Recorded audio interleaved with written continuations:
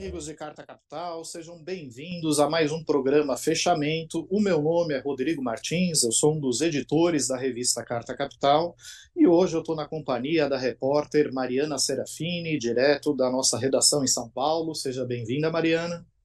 Oi, boa tarde, Rodrigo. Boa tarde, Barrocal e todos os nossos YouTube espectadores. E como a Mariana antecipou, estamos também na companhia do repórter especial André Barrocal, direto de Brasília.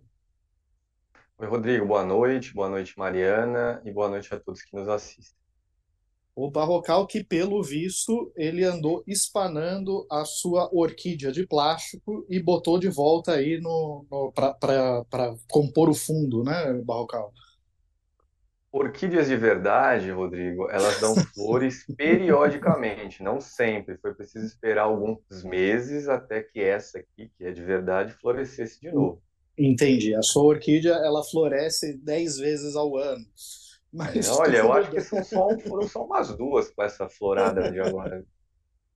Mas tudo bem, tudo bem. Eu vou pedir para o Kaká mostrar aqui para vocês a capa desta edição de Carta Capital, Paraíso Fiscal, e traz uma reportagem bastante interessante e pertinente, assinada pelo Barrocal, né? Uma matéria que fala sobre uma jabuticaba, vamos dizer assim, né? Uma coisa tipicamente brasileira, que é o CARF, o tribunal responsável por julgar os litígios fiscais de devedores da União. Né? Não que não exista esse órgão em outros governos, mas é que ele tem algumas características muito singulares que o torna, de fato, uma verdadeira jabuticaba. Barrocal, por que o CARF é algo único no mundo?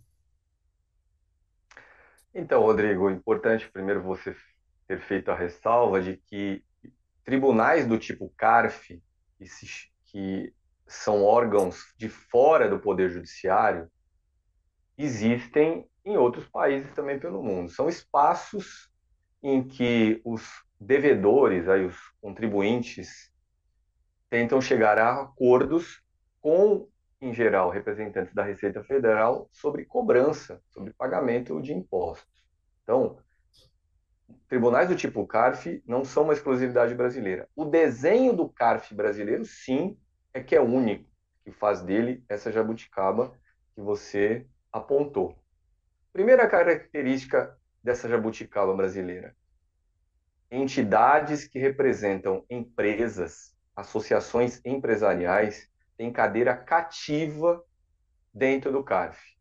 5 confederações patronais têm o direito de indicar metade dos julgadores.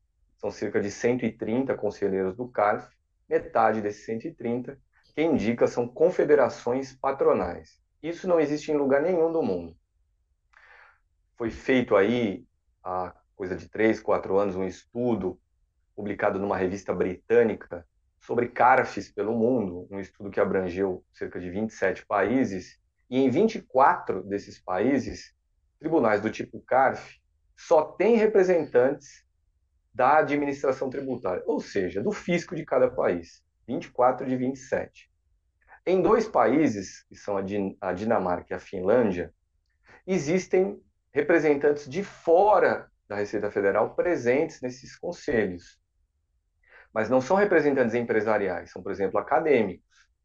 Só em um país, que é a Noruega, também se dá voz para entidades empresariais, mas mesmo assim, lá na Noruega, é preciso que o devedor primeiro pague o tributo que ele não quer pagar, para depois ter o direito de contestar esse pagamento no tribunal do tipo CARF, e aí, se esse devedor ganha, o dinheiro que ele pagou antes vai ser devolvido para ele.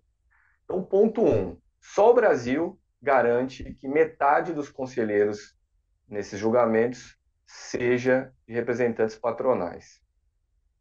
Outra característica do nosso CARF brasileiro, ele não tem prazo para decidir um processo.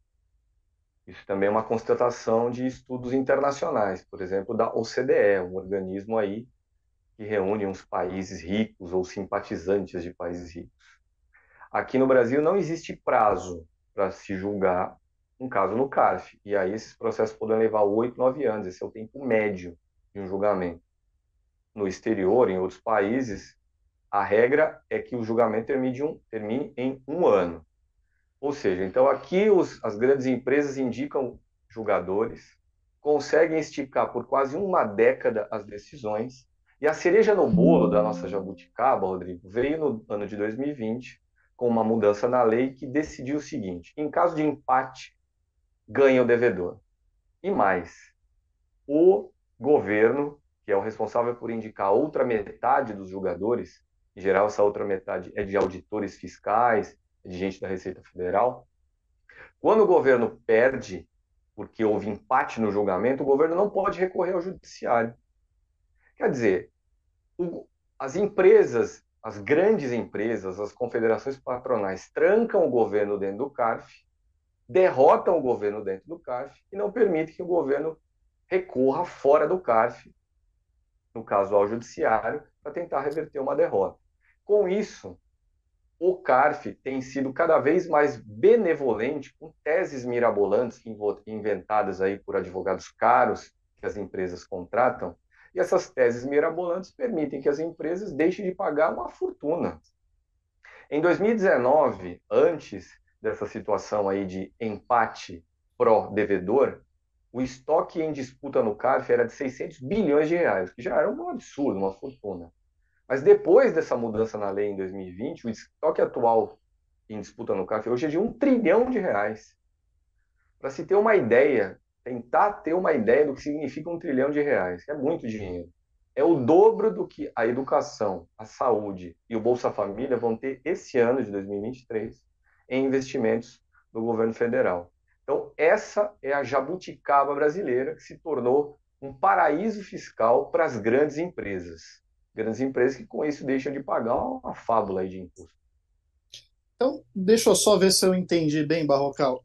Esse CARF é um conselho, metade dos votos do conselho são de entidades empresariais, metade do governo. Só que se der empate, quem ganha é o caloteiro, é quem está devendo impostos à Receita Federal. Curto e grosso, é isso. É isso, indúbio pró-caloteiro. Indúbio pró-caloteiro e mais. Quando o devedor perde um julgamento desse na esfera administrativa, ele ainda pode recorrer ao judiciário. E lá, se no CARF as decisões levam aí quase uma década, no judiciário leva outra década também, mais ou menos o tempo de uma causa tributária aí, 9 anos, quase 10 anos. Ou seja, as empresas, quando perdem no CARF, podem recorrer ao judiciário. O governo não pode. É uma obra-prima da engenharia nacional, no caso, engenharia advocatícia, para economizar dinheiro de impostos. E o importante, esse eu diria que é o aspecto mais importante dessa discussão feita pela reportagem, Rodrigo, é que quando as grandes empresas não pagam impostos, significa que o governo brasileiro vai ter menos dinheiro para investir na educação, contratar professor, para pagar médico, para oferecer policiamento, seguro-desemprego, aposentadoria. E registre-se, Rodrigo, que o Brasil não é o único lugar que sofre com esse tipo de expediente de grandes empresas, né, que se chama de planejamento tributário, que é a busca aí com teses absurdas a partir de brechas na lei para não pagar imposto. Isso é um expediente das grandes empresas no mundo inteiro, não é só no Brasil. Inclusive, há 2 anos, houve um pacto internacional aí com cerca de 130 países para tentar coibir esse planejamento tributário, poderia bem ser chamado também de sonegação. Houve um pacto internacional com 130 países para coibir essa prática empresarial ao se estabelecer um imposto de renda mínimo sobre multinacionais no valor de 15% dos lucros delas. E esse pacto internacional deve começar a sair do papel em 2024. Pois é, pois é. Agora, por que a gente está falando do CARF neste momento? Estamos falando do CARF porque o ministro da Fazenda, Fernando Haddad, ele redigiu uma medida provisória, a MP 1160, salvo engano, o Barrocal pode me corrigir daqui a pouco, e volta a configuração do CARF, ao modelo, as regras do CARF antes de 2020. Ou seja, se houvesse um empate na votação, haveria um voto de Minerva, e esse voto de Minerva seria dado por um representante do governo, ou seja, um representante da Receita Federal, do fisco, um auditor fiscal, certo? E também a União poderia eventualmente recorrer da decisão caso fosse necessário. Essa medida provisória ela foi feita pelo governo, só que a grande discussão ela sobrevive no Congresso, Barrocal? Pergunta de US$ 1 milhão, né, Rodrigo? Eu diria que de É 1 trilhão. de R$ 1 trilhão. É uma pergunta, é verdade. É uma pergunta que vale R$ 1 trilhão, Rodrigo. Essa é a batalha política mais importante na atualidade aqui em Brasília. Talvez as pessoas tenham um assunto muito técnico, muito árido, por vezes chato, e por isso é possível que as pessoas não tenham clareza da importância desse assunto. Mas é simplesmente o assunto mais importante hoje em Brasília. Por quê? Primeiro, porque a gente está falando de um caminhão de dinheiro, R$ 1 trilhão em disputa.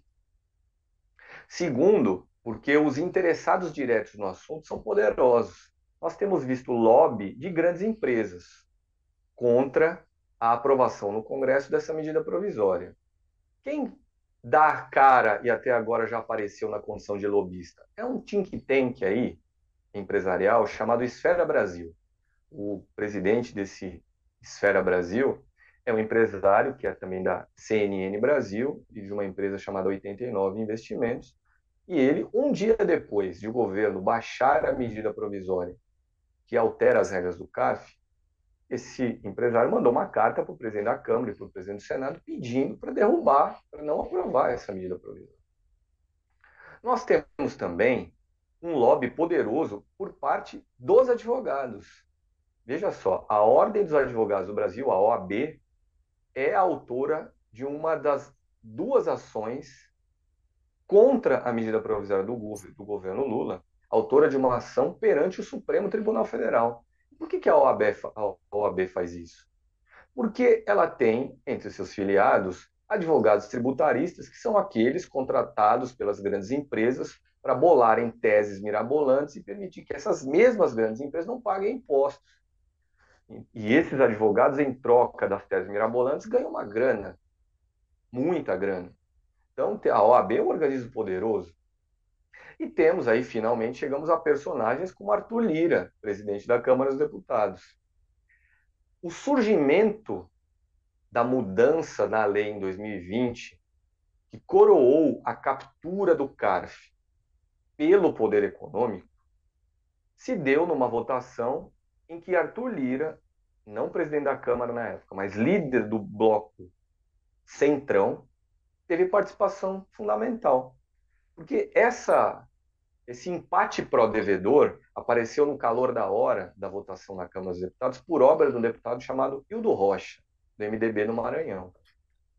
Mas, evidentemente, era uma proposta complicada para o governo aprovar, sancionar, uma vez aprovada a lei.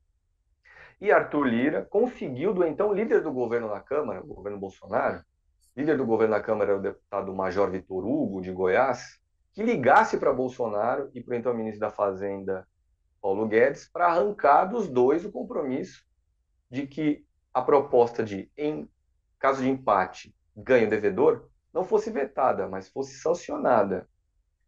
Então, Rodrigo, esse é o cenário.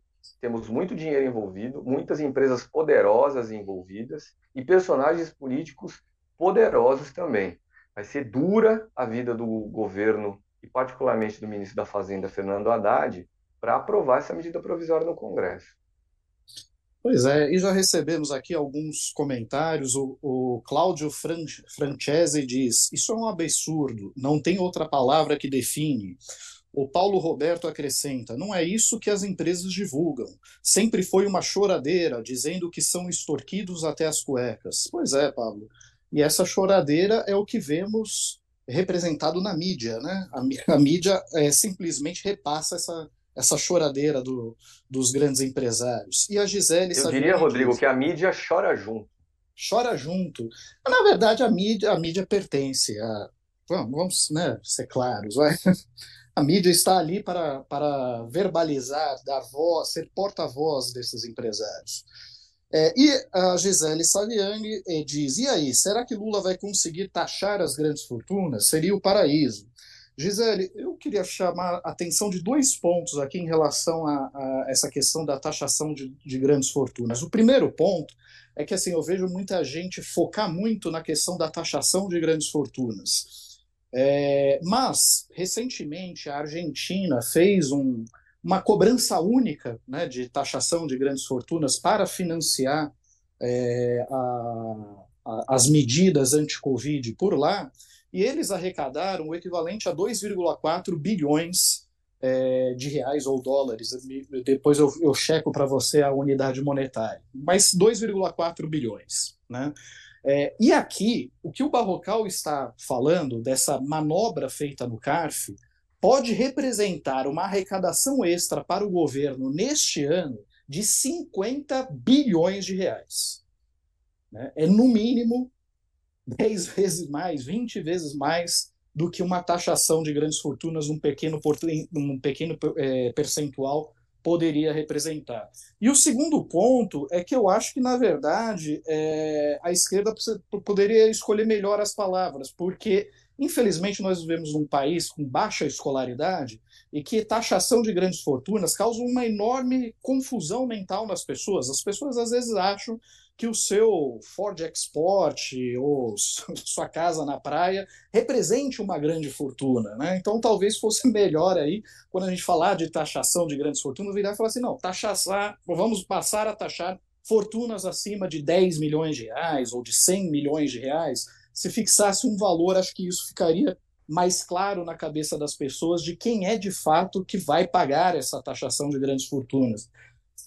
Mas, de fato, né, Barrocal, foca-se muito nesse tema e se esquece que, às vezes, por exemplo, nessa questão do CARF, ou mesmo na questão da taxação progressiva do imposto de renda, pode-se arrancar muito mais dinheiro em arrecadação, né?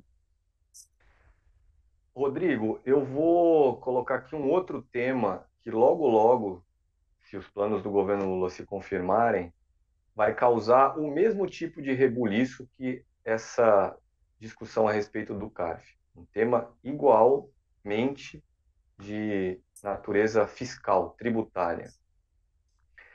Está nos planos do governo Lula defender no Congresso Nacional a volta da cobrança de imposto de renda sobre os lucros e dividendos distribuídos por empresas para seus sócios.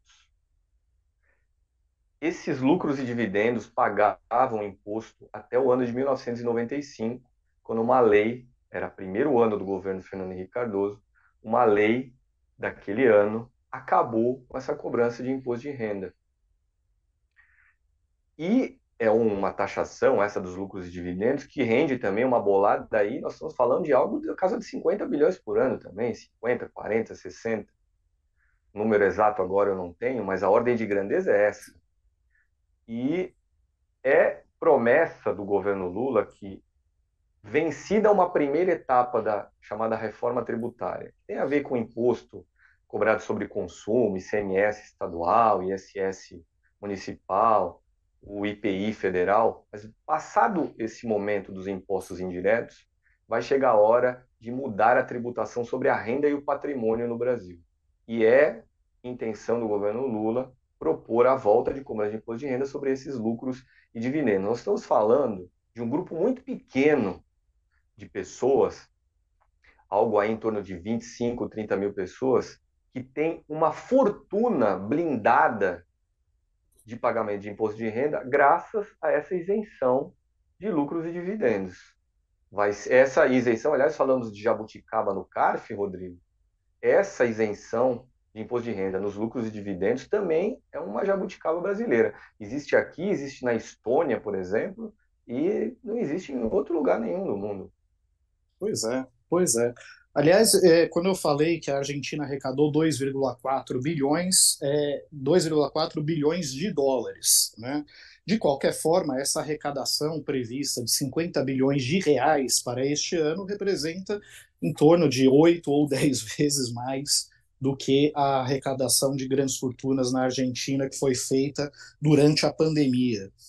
E o Cláudio Graziano Fonseca acrescenta: Rodrigo, existem várias campanhas para esclarecimento do que é grande fortuna, mas com essa mídia a luta é desigual.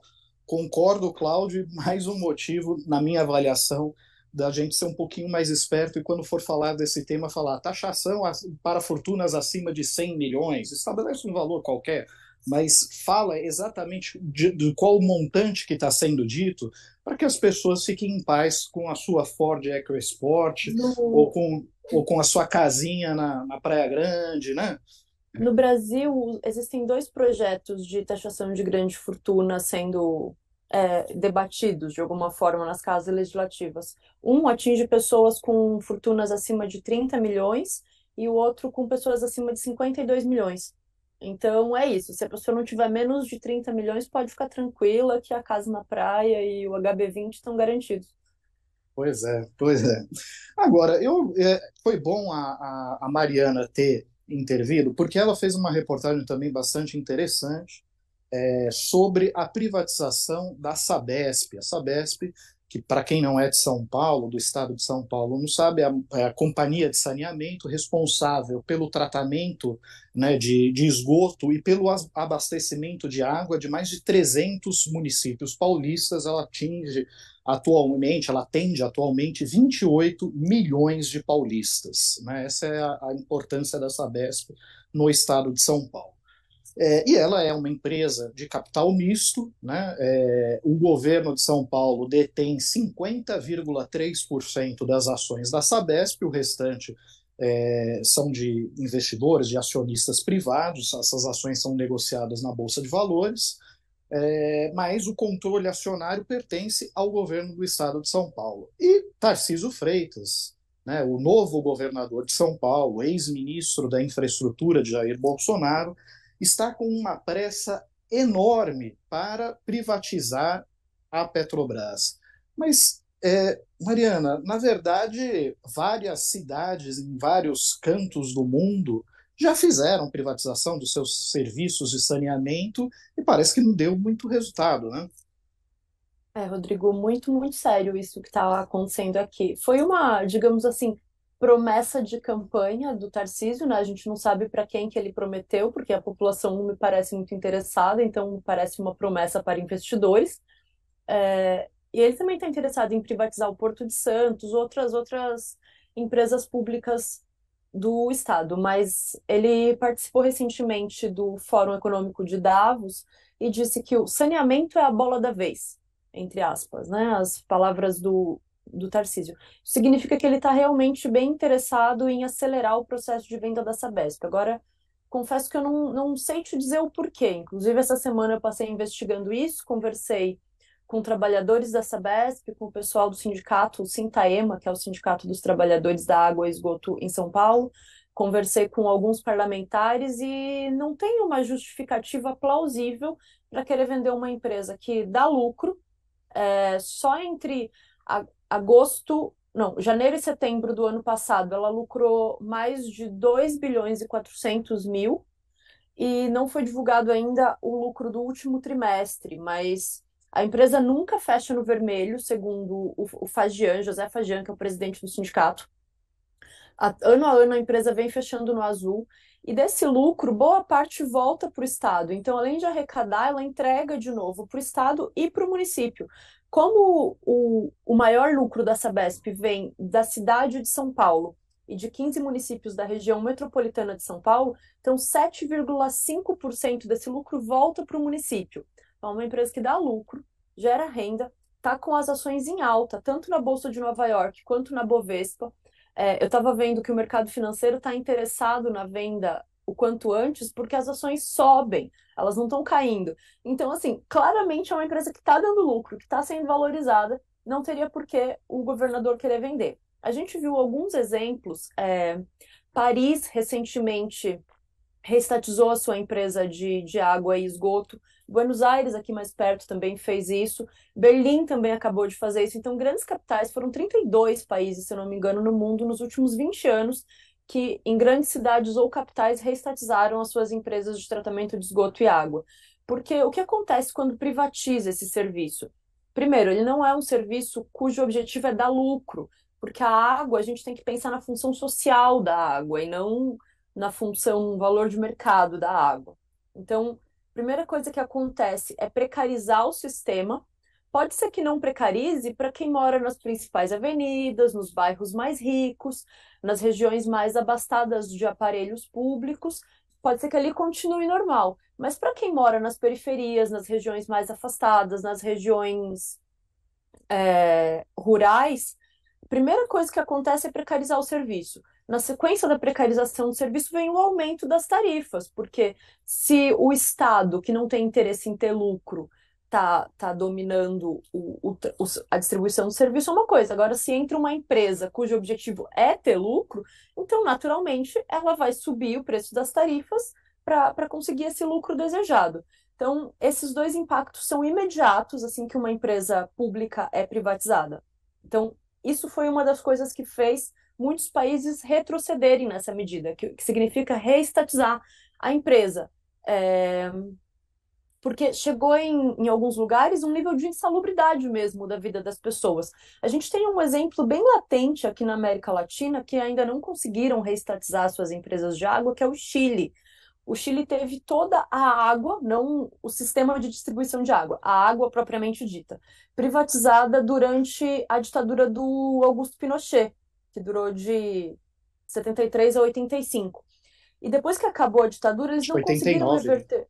89? Acho 85 que foi isso, e eles 85 não foi a nossa. conseguiram reestatizar a água. Então, no Chile é comum as pessoas herdarem poços de água, por exemplo. É um negócio maluco, assim, a água é um negócio privado. Então, trabalhar com privatização de bem natural é muito grave. O Fagian, que é o presidente do Sintaima, estava me explicando que para o mercado financeiro, o saneamento é um negócio garantido, um investimento muito seguro, porque além de ser algo que as pessoas não têm como viver sem, é um produto de primeira necessidade, trata-se também de um monopólio natural, porque não existem duas redes de água ou duas redes de energia elétrica, existe só uma. Então, a empresa que vai ter o direito de cuidar desse serviço, ela tem naturalmente o monopólio da água. Então, também é grave você entregar isso para o mercado financeiro. E é curioso que a Sabesp ela já é uma empresa de capital misto. Ela começou a ser uma empresa de capital misto nos anos 90, durante a administração do Fleury, em São Paulo, foi aumentando as ações no mercado financeiro e hoje o Estado tem só 3% a mais do que o mercado financeiro, né? 49,7% para o mercado financeiro e 50,3% para o Estado, para que o Estado tenha esse direito de veto, de controle, a presidência da empresa. Ao privatizar, ao entregar mais ações para o mercado financeiro, só o que vai acontecer com o Estado é abrir mão desse cuidado com a população. Eu conversei com a deputada do PSOL, a Paula Nunes, e ela estava falando sobre esse detalhe. Como é um governo muito privatista, que defende essa agenda neoliberal, ao vender poucas ações, que seria o necessário agora para abrir mão da presidência, do controle da empresa, o que o Estado está fazendo é abrir mão da sua responsabilidade de cuidar da distribuição de água, do tratamento de esgoto. Hoje a Sabesp já tem um atendimento, ela atende dos 375 municípios, mas são 260 municípios, mais ou menos, um pouco mais, que tem o que é chamado de 300%, que é 100% de distribuição de água, 100% de tratamento de esgoto e 100% de distribuição de... Não, de Aterro recolhimento de sanitário? esgoto. É recolhimento, tratamento e distribuição de água. Então, falta ainda, tem um déficit de 100 municípios aí que precisam atingir esse 100, 100, 100.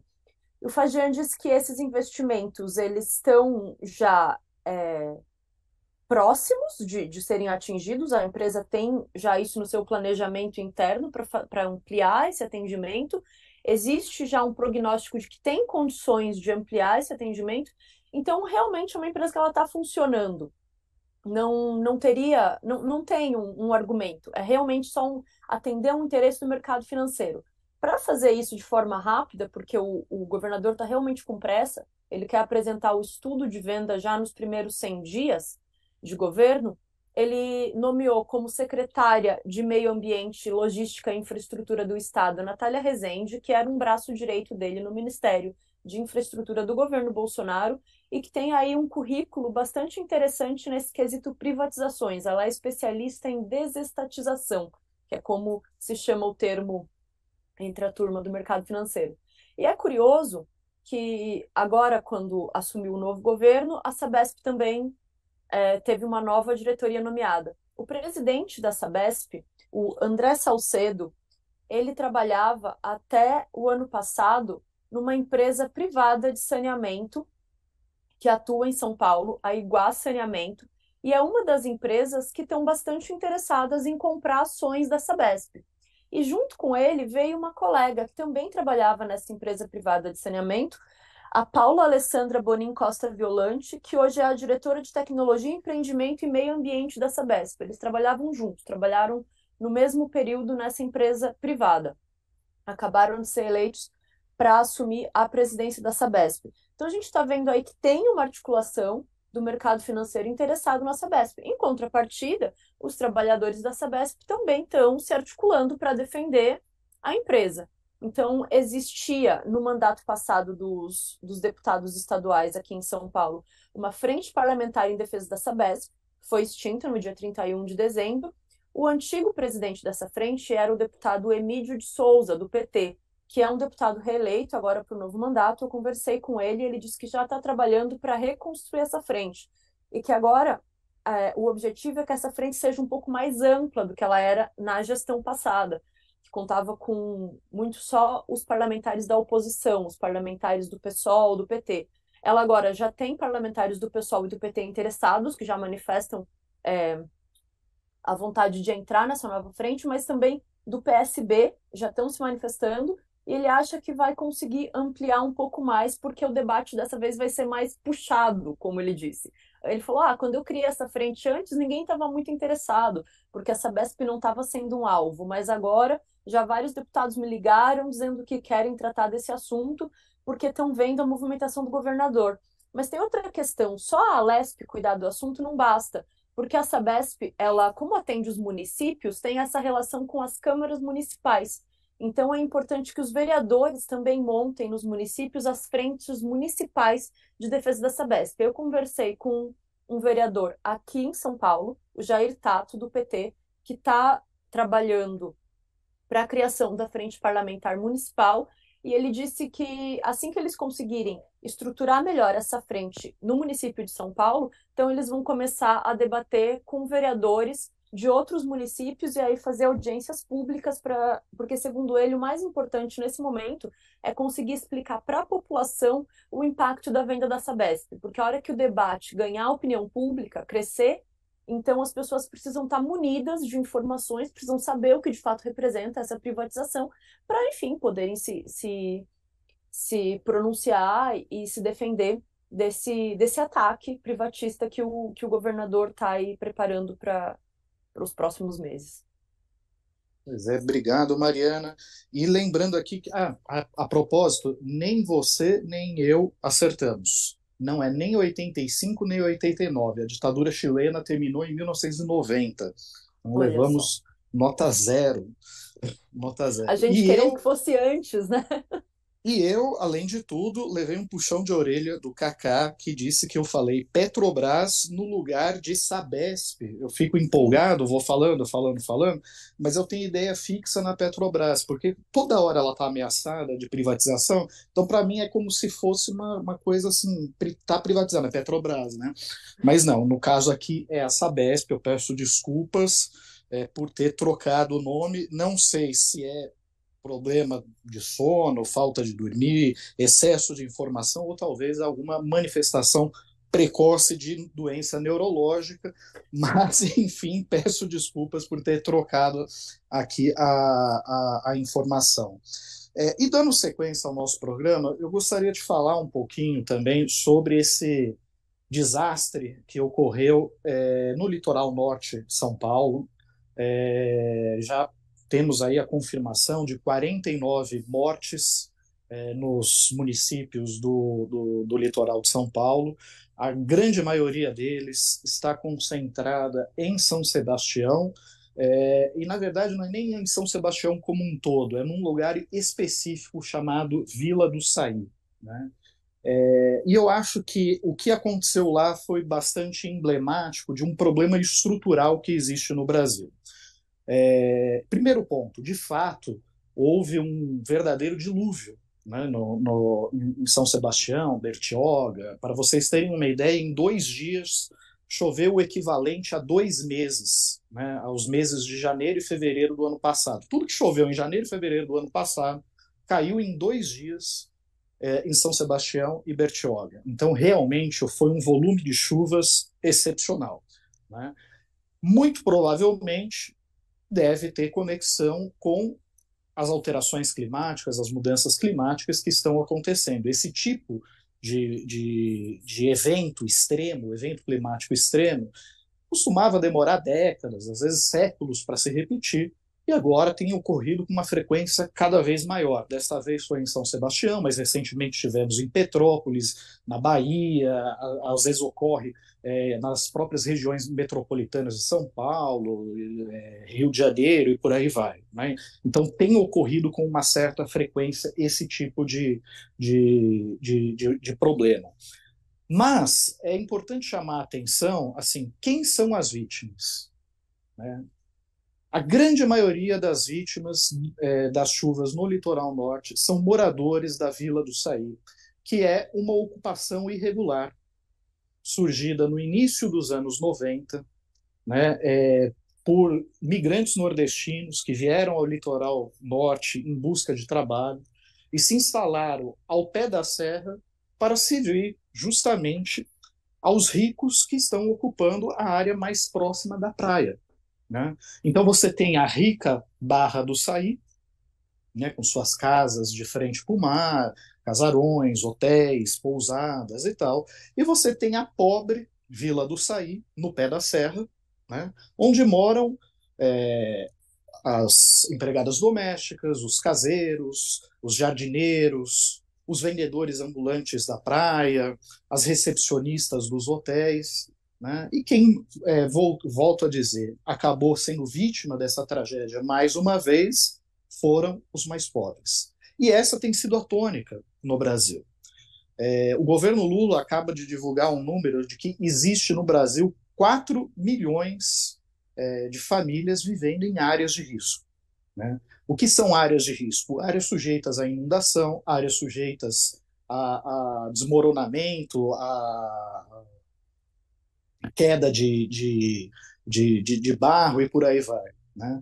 Essas famílias, elas não moram ali porque querem, né? Ninguém mora numa área de risco porque quer, porque é aventureiro. As pessoas moram ali porque não têm condições, né? E isso mostra, sobretudo, a falência das políticas públicas no Brasil, né? O descaso das políticas públicas, por exemplo, com a habitação popular, né? O descaso das prefeituras em cumprir o plano diretor, não permitir essas ocupações irregulares e oferecer alternativas de moradia para a população, né? Mas, de qualquer forma, o presidente Lula esteve presente sobrevoando a área, depois se reuniu com o governador de São Paulo, Tarcísio Freitas, e anunciou algumas medidas.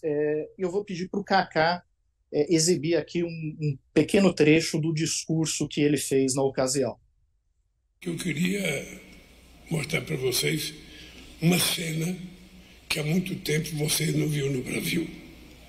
Um governador, um presidente e um prefeito sentado numa mesa ou na frente do microfone em função de uma coisa comum que atinge todos nós. Ou seja, a presença do governador Tarcísio, do companheiro Felipe, nosso prefeito da cidade, do governo federal, é uma demonstração específica de que é possível a gente exercer a nossa função na democracia, mesmo quando a gente pertence a partido diferente ou a gente pensa diferente ideologicamente. O bem comum do povo é muito mais importante do que qualquer divergência que a gente possa ter. Eu, quando resolvi vir aqui, eu resolvi trazer vários ministros para que a gente possa assumir um compromisso de governo com São Sebastião, com o prefeito, com o Estado de São Paulo e com as pessoas que foram vitimadas. Ou seja, é importante que a gente trabalhe de forma conjunta para tentar recuperar a estrada Rio-Santos, que ela é muito importante para o Brasil, para São Paulo e para toda a orla marítima desse país. A segunda coisa é a gente não construir mascada no lugar que pode ser vítima de outra chuva e o desabamento pode fazer com que outras pessoas morram. Eu, às vezes, vejo na televisão lugares que houve desabamento e que já passou 5, 6, 7, 8 anos e ainda não foi resolvido o problema habitacional. Dessa vez, prefeito, você vai ter certeza que os problemas da construção de casa para as pessoas que perderam as suas casas vai acontecer de verdade. Você só tem que arrumar um terreno mais seguro para que a gente possa dizer para as pessoas: vocês vão voltar a ter o ninho de vocês para cuidar da família de vocês. Pois é, vimos aí a declaração do presidente Lula logo após esse desastre ocorrido no litoral norte de São Paulo. Ele enfatizou muito a importância, né, de investimentos em moradia popular para que essa população não volte a ocupar as encostas, o pé da serra, áreas de risco, né, que tornam essas pessoas, mais uma vez eu repito, vulneráveis a esse tipo de acontecimento. Perceba que choveu no litoral norte inteiro, né, inclusive houve inundações de hotéis, de pousadas, de condomínios de luxo, mas ninguém morreu nesses lugares. As mortes ocorreram nas áreas mais pobres, né? Porque são áreas de risco, áreas onde as pessoas ocuparam de forma irregular por não ter alternativa de moradia, né? E enquanto eles estavam lá, né, tentando socorrer os seus familiares ou tentando resgatar qualquer coisa útil dentro daquele tsunami de lama que varreu a casa deles, havia pessoas pagando 30, 40 mil reais para fugir de lá de helicóptero, né? E quem estava lá remexendo na lama são as pessoas que trabalham para esses que estavam fugindo de helicóptero. E outros absurdos mais ocorreram, né, Mariana? Sim, Rodrigo. Além de, no dia que abriu o sol, turistas que pagaram uma fortuna para estar em alguma pousada de luxo na Barra do Saí quererem ir tomar sol na praia e terem sido retirados pela polícia, né? Porque, galera, calma aí, a gente está aqui cuidando de uma catástrofe natural, pessoas morreram, estão sendo buscadas. A gente também viu alguns comerciantes locais cometendo abusos nos preços de itens essenciais, né? Como o litro de água, R$ 93, pacote de macarrão a 40 conto. Então, o liberalismo na sua forma mais selvagem, né? No momento em que pessoas estão soterradas, estão tentando salvar o pouco que sobrou, ainda procurando gente no meio da lama, pessoas morreram num desastre natural, a gente percebe que a ganância, né? Não tem outro nome, eu acho. É a lei da oferta e da procura no seu estado mais bruto, né? Como houve uma interrupção dos serviços de abastecimento de água pelo rompimento de dutos, por uma série de problemas que ocorreu lá, né? Diante da escassez de água, os comerciantes locais resolveram reajustar o preço da água mineral, por exemplo, né, de 5 para R$ 93. Como não? É isso que dá você deixar o mercado se regular por si próprio, né? Mas, ao menos dessa vez, pelo menos, o presidente da República em exercício assumiu as suas responsabilidades, foi lá, anunciou investimentos para o local.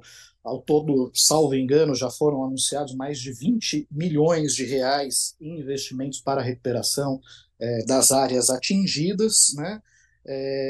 Lula interrompeu aí a sua folga do carnaval para comparecer no local e prestar solidariedade as famílias atingidas, sentar ali para ver com o governador, com o prefeito, o que poderia ser feito, diferente de governantes anteriores que preferiam manter a sua rotina de passeios de jet ski em meio a esse tipo de catástrofe quando ocorria no Brasil.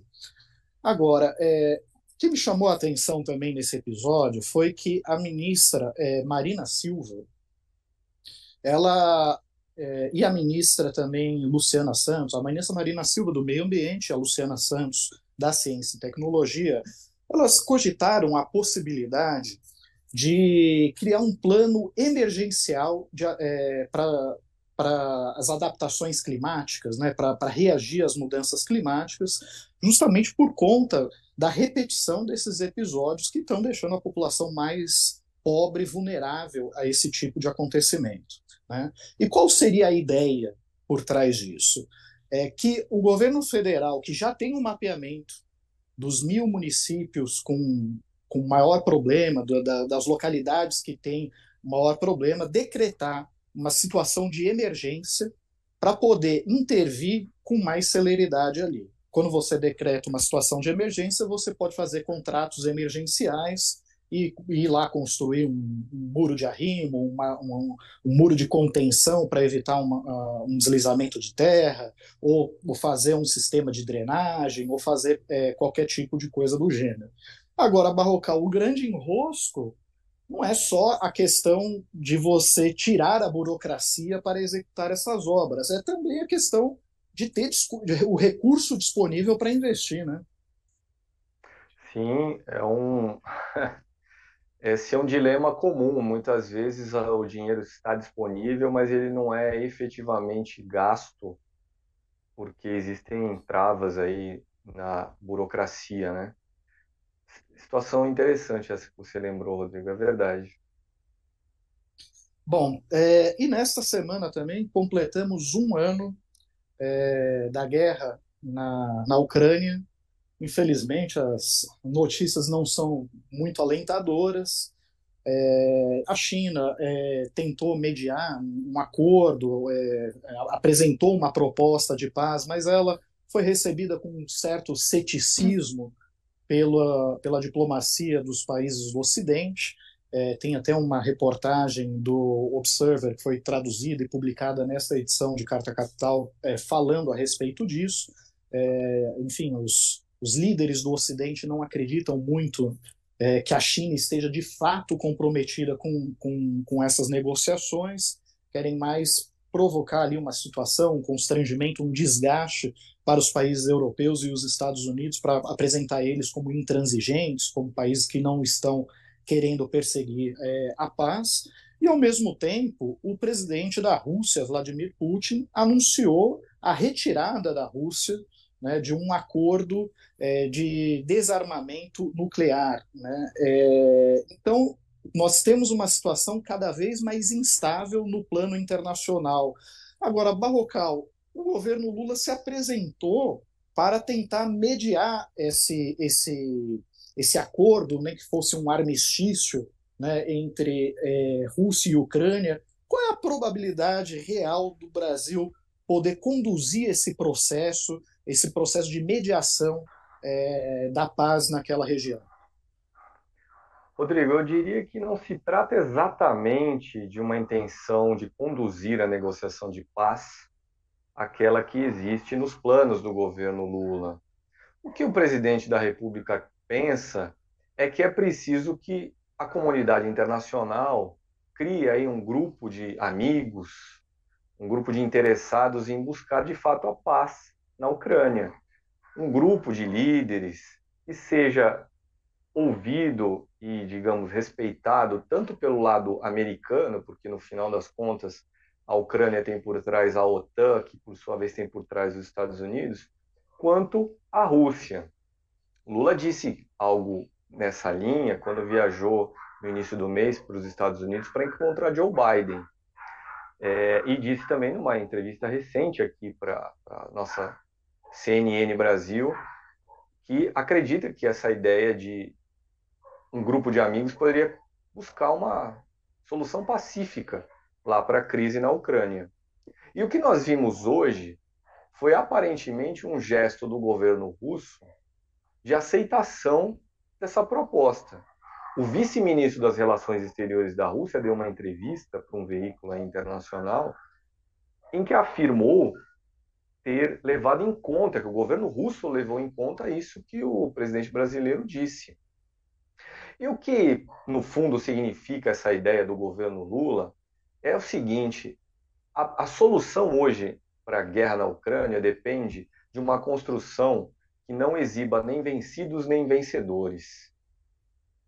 É possível chegar a uma solução dessa? A Rússia não vai aceitar que os Estados Unidos saiam como vencedores e nem os Estados Unidos vão aceitar que a Rússia aparente uma vitória no final de toda essa encrenca. Então é necessário buscar uma solução nesse sentido, que não haja nem vencidos nem vencedores. E mais, nosso presidente aqui, ele acredita que a China poderia cumprir um papel muito importante como mediadora dessa guerra, de uma solução pacífica para a guerra, uma solução para a guerra na Ucrânia. Porque, afinal, a China é a segunda maior economia do mundo, está ali pertinho da Rússia, com quem tem uma relação muito estreita, uma relação estratégica bastante estreita. E Lula, inclusive, viajará no início de março, meados de março, para a China para encontrar o presidente chinês, Xi Jinping, e tem a intenção de falar sobre essa ideia, né, de que haja um grupo de países ou de líderes que participe da mediação para uma solução para a guerra na Ucrânia. Pois é. E um alto diplomata chinês participou da Conferência de Segurança de Munique no último fim de semana, e ele até deu pistas de qual seria esse plano de paz chinês, né?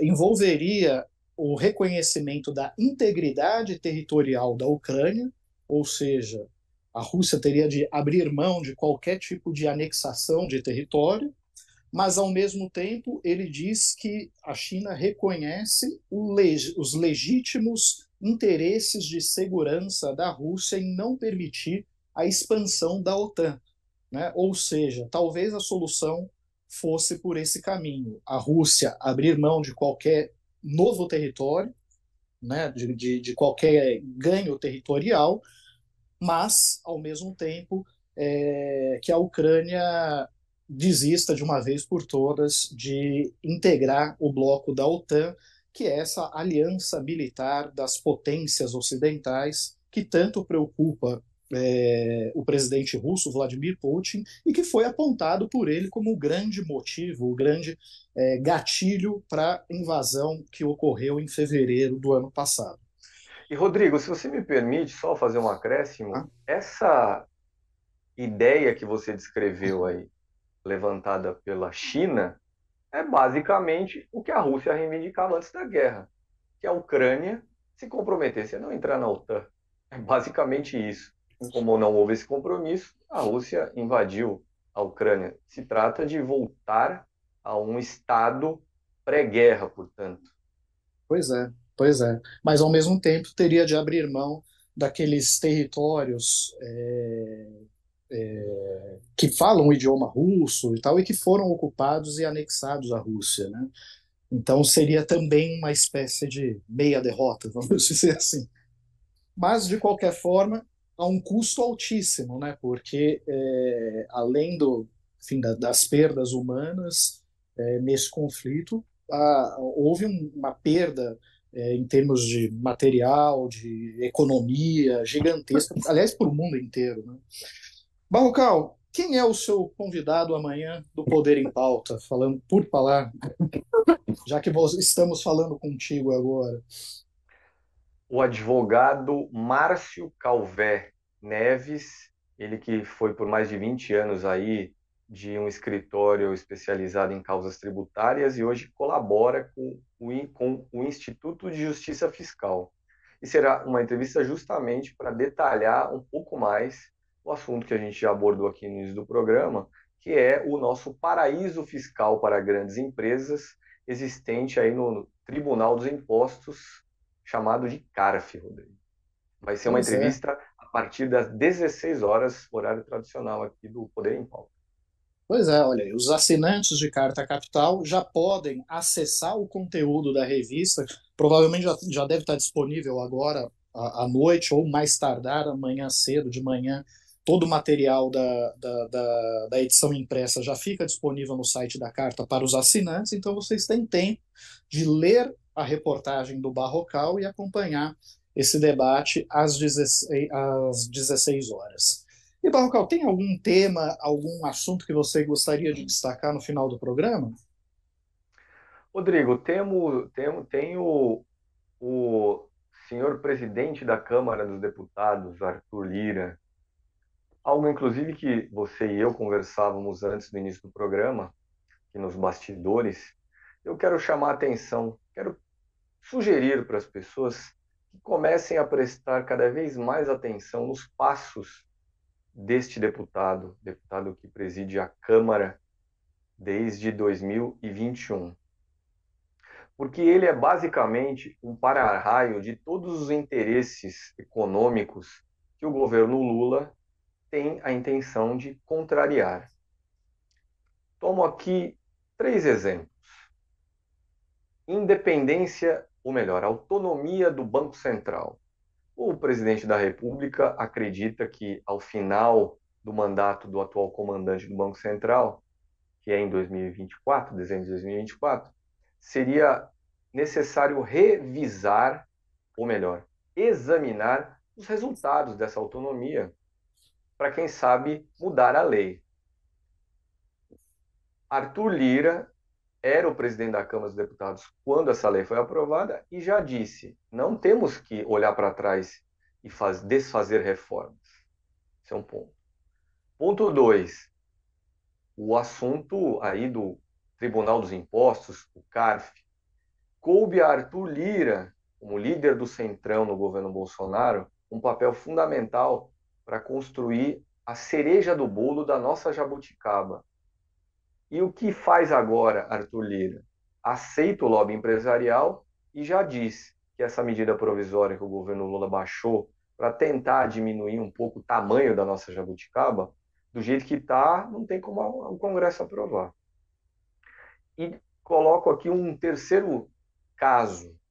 Lula, numa entrevista coisa de 2 semanas, disse que a Advocacia Geral da União prepara uma ação para contestar na Justiça 2 pontos que ele, Lula, chamou de bandidagem, né? 2 pontos existentes na lei da privatização da Eletrobras. E foi na gestão de Arthur Lira, como presidente da Câmara, que essa lei foi aprovada, sob a relatoria, inclusive, de um soldado de Arthur Lira, o deputado Elmar Nascimento, que é da Bahia, atual líder do União Brasil na Câmara. Então, é isso, eu encerro aqui chamando a atenção para essa figura, Arthur Lira. É inevitável que, em algum momento, o Palácio do Planalto e Arthur Lira entrem em guerra, Rodrigo. Aliás, deixa eu provocá-lo, Barrocal, você que tem uma bola de cristal bastante afiada, bastante apurada. Você acredita que o Arthur Lira será para Lula o que Eduardo Cunha foi para Dilma? Sim e não. O sim é para a condição de para-raio de interesses empresariais contrariados, que foi o que eu acabei de descrever. O não, porque eu não vejo a repetição do cenário de impeachment liderado pelo presidente da Câmara dos Deputados, como fez Eduardo Cunha com Dilma Rousseff. Não vejo a repetição desse cenário agora entre Arthur Lira e Lula. Isso não vai acontecer. Tá certo, Barrocal. E Mariana, qual é o tema que você gostaria de destacar ao término do programa?